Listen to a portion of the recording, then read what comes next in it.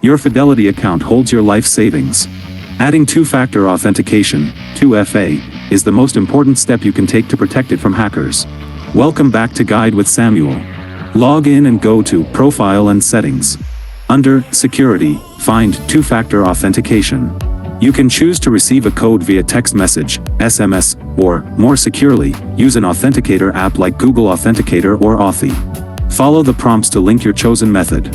The next time you log in from an unrecognized device, you'll need both your password and this temporary code. My crucial pro tip? Choose an authenticator app over SMS. Text messages can be intercepted via SIM swap attacks. An authenticator app generates codes offline on your phone, making it far more secure. It's a small change for a massive increase in security. Add a virtual deadbolt to your financial vault. Have you enabled 2FA on all your financial accounts yet?